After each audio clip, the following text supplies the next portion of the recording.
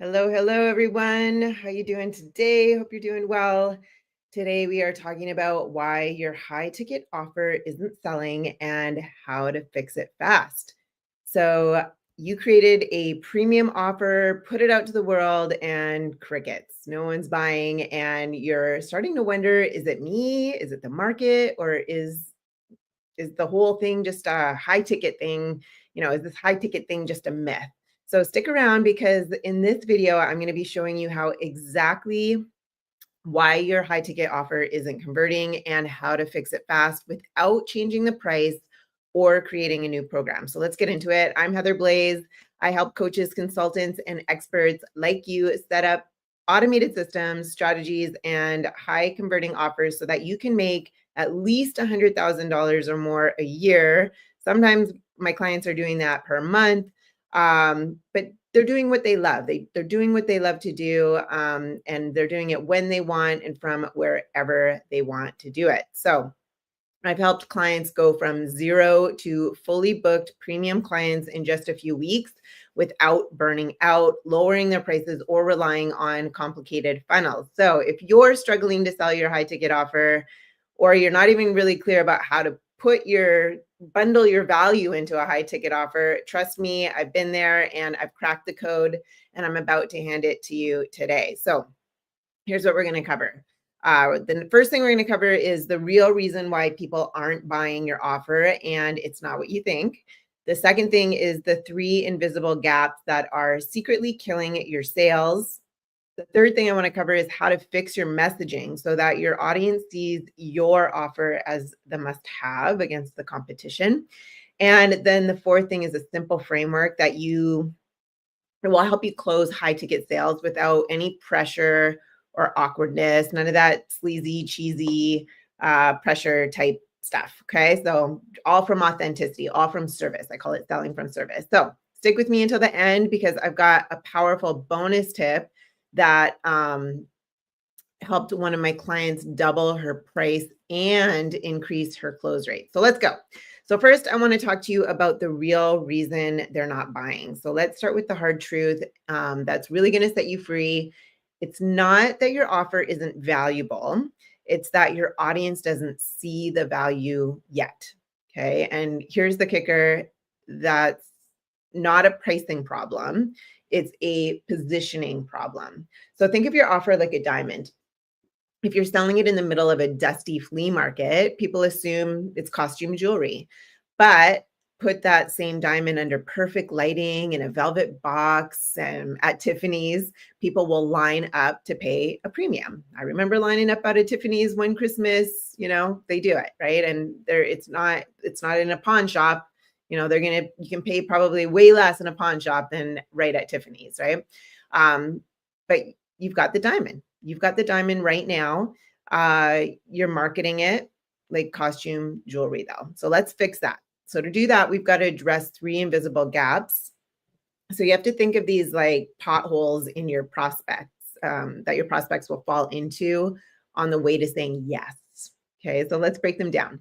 These gaps are silent killers. Okay, you won't always see them, but your audience feels them, and they stop them in their tracks. Okay, it stops them dead in their tracks every single time. So the clarity gap is what we need to focus on. So you're speaking in an expert language, and I don't mean at a high level. You can speak at a 5th grade level, but in an expert language. Okay, your audience is still trying to figure out their problem. They don't speak coach yet. Okay, you've got to ditch the jargon and speak in the emotional language of your ideal client.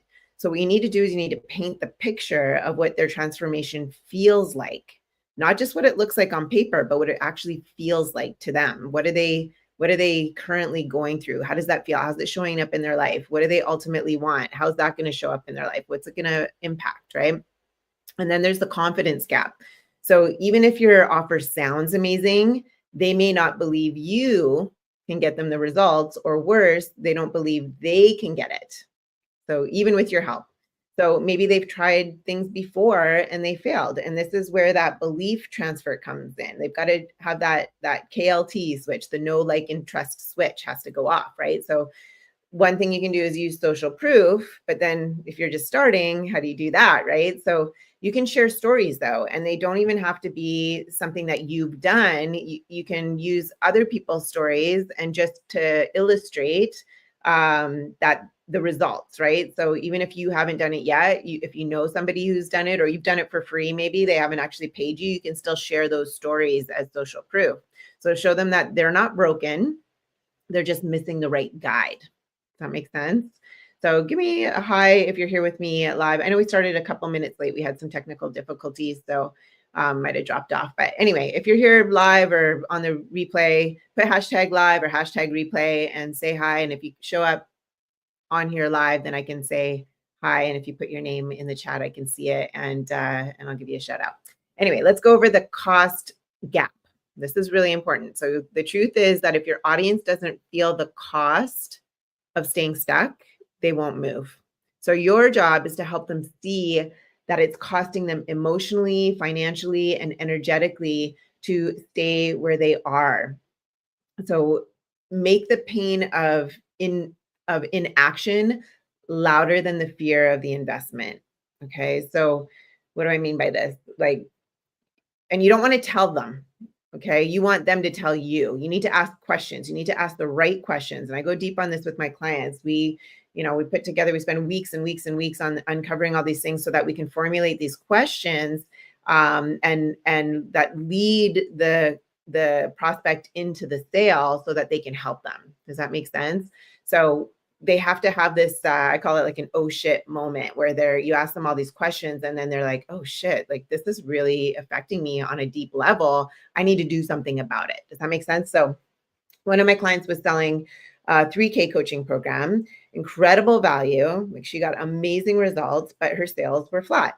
And once we adjusted her messaging to speak emotionally and built in stronger belief transfer points and elevated the perceived cost of staying stuck, we even raised the price because after looking at the data, we saw that the price was actually too low compared to the results that she could get them. She closed 3 clients in a week at 5K each. Okay, so 15K in a week when we really dug in and figured out, okay, what is it that we need to say? What are these questions that we need to ask that will lead that prospect into the sale to bring up, the cost of inaction versus, the cost of the 5,000 that would get them the result that would be worth way more, right? It seems like a bargain when it's positioned that way.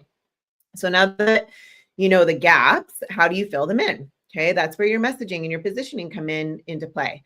So let's move on to fixing your messaging with the value ladder framework, I call it. So think of your messaging as a ladder, okay? A ladder that your ideal client has to climb. Sometimes I do it as a path, but today we're going to talk about a ladder, okay? So each rung gets them closer to seeing your offer as the obvious solution to their problem. And here's how the ladder works. Rung number 1, say that 5 times fast, speak to their stuckness. So begin where they are, their current position, kind of like a GPS. You could kind of imagine it like that. What are they frustrated by? What keeps them up at night? Speak into the emotion, like you're overwhelmed, spinning your wheels and wondering why everyone else seems to be winning, right? That like you want to get into their psyche. Rung number 2 on that ladder is call out the dream. Now you got to just shine a light on what they truly want. Okay. Is it more income? Is it more time? Is it more freedom? Is it more confidence? Is it more impact? Use vivid language to call that vision out and really think like the ultimate goal. Like nobody wants coaching. Nobody wants coaching. They want the result that the coaching brings them, right? Nobody wants to go to university. They want the job or the income or whatever that will give them, right? So call that vision out. The next rung is the third rung, which is showing that gap and the bridge. Okay, so now that you've established where they are, where they want to be, you got to make it clear that there's a gap. And guess what? Your offer is the bridge. So this is where you position your program, your service, your product as the exact step-by-step path. There goes that path again, right? To their dream. And then rung number 4 is you got to prove it. You got to back it up. You got to use client wins, testimonials, screenshots, stories, and proven frameworks. So you got to be really clear on the frameworks to show that your bridge is real and reliable. Okay, they have to feel it, they have to believe it. And one of my clients had all the right components. She had a solid offer. She had clarity around who our ideal client is, or niche, right? They call it. She had traffic, but her messaging was flat. It was just flat. So after applying this ladder, right, the step by step, she posted a single piece of content that landed her a 5K client. That client said, I knew from the first line of your post that you were the one for me. Or I don't know if it was probably an ad, right? We had to rework our ads. But if you don't have clarity around your offer, if you don't have clarity around who your ideal client is, like real clarity around what is it costing them in their current situation, all that stuff, right? If you don't have clarity around that, how are you going to communicate the value effectively? It just doesn't work. So these are all things that you need that foundation first in order to make your messaging clear. Otherwise, it's not going to land. There's so much noise out there. No one's going to understand it. So now that your message is finally landing and your audience sees the true value of what you do, how do you get them to take action without being pushy or salesy or sleazy or awkward? Right? You need to show up with confidence. You need to come with knowing, right? And that's what we're going to dive into next. So here's the truth that I've learned over the years. People hate being sold to, but they love to buy. Let that sink in for a minute, right? So especially when what they're buying feels like a clear, empowered decision that helps them move toward their dream. So instead of closing like a hard-nosed salesperson, your job is to lead like a trusted guide, right? Again, that path, just lead them in to the sale, lead them into what they need so that you can help them. So step one is ask those questions. Ask questions that reveal the pain and possibility. You don't want to force pain. There's a difference. You don't want to force pain. You want to reveal pain. Do you hear the difference? It's very, very different. Never force pain. Force pain that's sleazy. That's cheesy. It's like, it's like repelling, right? You don't want people to repel. You want them to lean in. I always talk about this leaning in, leaning out, right? You're the expert. You're the one that knows what they need, but they need to also know what they need, right? Because they're still stuck in this situation because it's up in their blind spot. They don't know what to do. They're stuck, right? So that's where you come in. And you know, but they need to understand and they need to believe it for themselves. You can't tell them. Again, we got to ask them the question. So the best way to sell is to ask. So start by uncovering their current struggles. Get really clear. Then ask, where do they want to go? And when they tell you what's hard, you need to mirror it. So when they tell you what they want, you need to amplify it. So let them speak their way into the realization. So the second step to this is mirroring. Like I said before, you want to mirror back their own words. So instead of pushing your offer, you want to reflect their truth. So you might say something like, so what I'm hearing is you're tired of trying strategies that aren't designed for your business and you're ready for a system that actually works for you. Is that right? Right? Asking questions, being curious. And, some might say amazing, or someone might say brilliant, or someone might say cool, or someone might say awesome, right? So whatever word they're actually using is the word you want to also say back to them. This is, that's the mirroring, right? So you said X, Y, Z, specific words that they have used in order to get your X, Y, Z, and so that you can have your X, Y, Z, whatever they tell you, how we get you this, the first step of the program is this, right? So, and then that solves that problem. And they'll tell you all throughout the conversation exactly what you need to say to get them to just easily guide them into that sale so that you can help them. But let's move on to step 3, which is position your offer as the obvious next step. So now that they see the gap, you don't need to convince them anymore. They see it. They've realized it. You've asked them enough questions so that they have that oh shit moment, right? And that they've gained clarity, you've gained clarity, it's a good fit now or not, then you can send them somewhere else. You don't want to sell to just anyone. You want to make sure that you can help them, right? So once you have clarity around what their situation is, what they ideally want, and you know you can help them get there, now there's no convincing, right? And now they've got the clarity because you've brought it up and they've actually told you. So you just need to ask, would you like help with that? And then show them how your program bridges that exact gap. So the first step is this, second step is this. So you got to be really clear on what you're offering, like I said before.